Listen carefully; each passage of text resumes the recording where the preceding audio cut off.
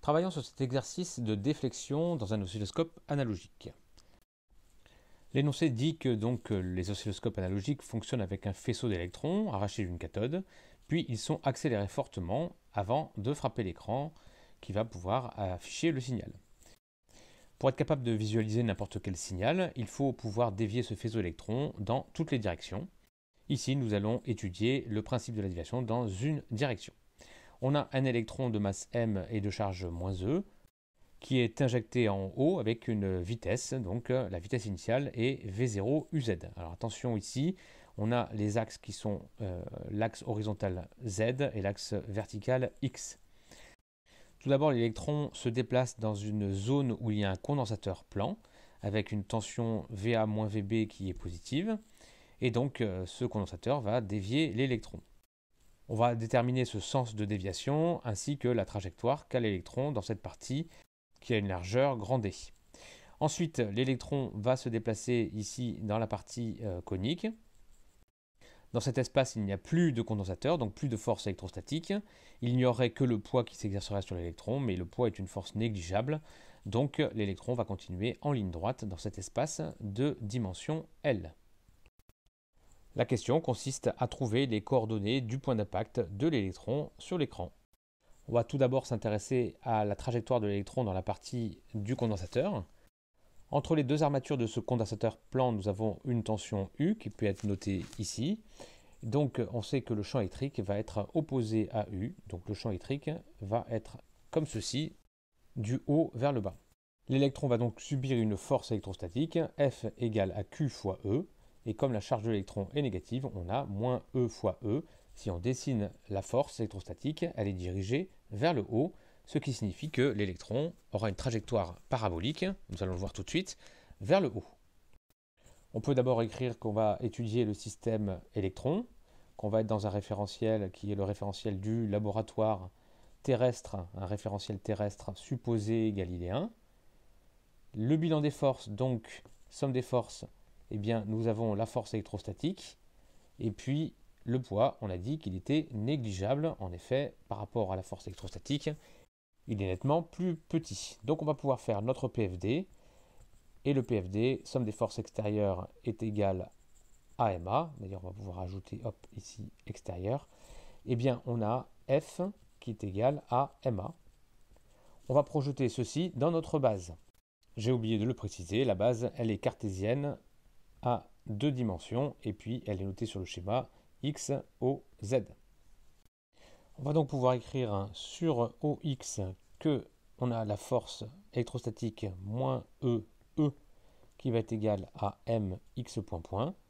Il n'y a pas de force sur OZ, donc 0 égale MZ point point. On a bien un signe moins ici puisque la force est bien opposée à l'axe X qui est vers le bas. Donc si on regarde ici, quand on projette la force, eh bien on projette le champ électrique. Le champ électrique est dirigé dans le sens de X. La projection du vecteur E donne E sans vecteur, et donc le moins est conservé. Donc on a bien ici moins E égale mx point point. On va primitiver pour avoir la vitesse. Donc on va écrire que x point, ça va être égal à moins E sur mt plus constante. À t égale 0, la vitesse en x est nulle, puisque la vitesse v0, on peut la dessiner, elle est dirigée par le vecteur uz. Donc ici, la constante vaut 0. Et z point, donc, vaut la vitesse initiale qui vaut v0. Enfin, on reprimitive pour avoir la position. On va donc avoir x de t qui va être égal à moins e sur 2m t carré plus une constante qui est nulle puisqu'on est parti du point O, origine du repère. Et enfin, on va avoir z de t qui vaut v0t plus constante, cette constante qui est nulle. Pour la même raison, on est parti de l'origine du repère. On va pouvoir établir l'équation de la trajectoire. Pour cela, on prend l'équation numéro 2, on exprime t en fonction de z et v0, donc ça fait z sur v0, et on remplace dans l'équation numéro 1, on obtient x de z, qui est l'équation de la trajectoire, qui va être égale à moins e grand E sur 2m, z carré sur v0 carré. On peut dessiner cette parabole sur l'oscilloscope schématisé, Et donc ici, nous avons l'électron qui part vers le haut. Et la parabole se termine pour Z égale à grand D. Ainsi, pour avoir le point d'impact au niveau de l'écran, on va sommer deux déviations en hauteur. On va pouvoir ici noter 1, qui est la première déviation due à la trajectoire parabolique. Et ensuite, on va avoir l'électron qui va avoir une trajectoire rectiligne. Et nous aurons la deuxième déviation en hauteur, que l'on peut noter 2 ici. On va tout d'abord chercher la première déviation en hauteur ici, donc petit 1, et donc on va chercher la coordonnée x du point d'impact de l'électron au niveau de z qui vaut grand D. Donc avec l'équation de la trajectoire, il s'agit d'écrire x de grand D, ça va être égal à notre petit 1, et donc on a moins e sur 2m d carré sur v0 carré, tout bêtement. Pour avoir notre deuxième déviation, on va avoir besoin de cet angle ici, l'angle que fait la trajectoire rectiligne avec l'horizontale. Et pour cela, on a besoin du vecteur vitesse en sortie du condensateur. En effet, ici, la vitesse dirige la trajectoire rectiligne. Cette vitesse a deux composantes, une composante ici qui est Vx et une composante ici qui est Vz. Et on voit que l'angle ici, qu'on peut noter alpha, va être exprimé en fonction de Vx et Vz. On peut écrire que tangente alpha, c'est égal à Vx sur Vz.